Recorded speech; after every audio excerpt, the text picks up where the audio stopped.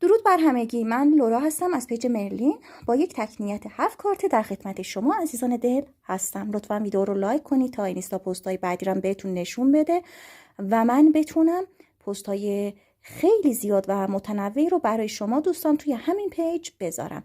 خب نیت سلامتی یک خانم بود. نیت کرده بودن که آیا این خانم سلامتی خودش رو به دست میاره یا نه. دوستان ما یک نگاه کلی به کارت‌ها میندازیم. توی چیدمان این کارت‌ها اگر یک نگاه کلی بندازیم متوجه میشیم که کارت‌ها زیاد جالب نیستن. کارت انتقال رو داریم، کارت ماه رو داریم، 10 شمشیر، 4 شمشیر. خب اگر بخوایم توی همون نگاه کلی جواب بدیم خب کارت‌ها رو ما خوب نمیبینیم، ولی اگر بریم سراغ تفسیر نگاه کنین، کارت انتقال توی نیت‌های بیماری میتونه این رو بگه که صاحب فال به خاطر این مریضی که مدت زیادی هم در بدنش بوده و متوجه نبوده، پنهان بوده این مریضی. چرا میگیم پنهان؟ نگاه کنین، کارت ماه رو داریم. ماه داره از مسائل پنهان حرف میزنه، از چیزهایی حرف میزنه که جلوی چشم نیستن. مثلا اگر توی نیت‌های رقیب کارت ماه بیاد میگیم بله رقیب دارین. البته دوستان اینجور مسائل کارمایی هست، مواظب باشین که چه حرفی رو به زبونتون میارین. ما باید دقت کنیم ببینیم کارت ها در کنار چه کارت دیگه‌ای قرار گرفتن که معنی رقیب رو 100% به صاحب فال بگیم.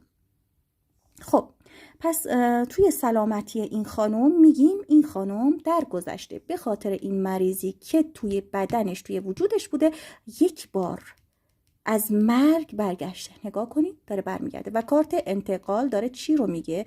میگه این بیماری در واقع از زمانهای زیادی در وجود این شخص داره تکرار میشه. مثلا یک دوره ای خوب میشه، دوره دیگه دوباره عود میکنه و این مریضی پنهانه، همونجور که گفتم. خب کارت 6 شمشیر داره اینجا از پیگیری حرف میزنه. ممکنه که صاحب نیت بخواد که حالا پزشکش رو عوض بکنه و بابت این نیت یک راهی رو انگار داره میره و میاد.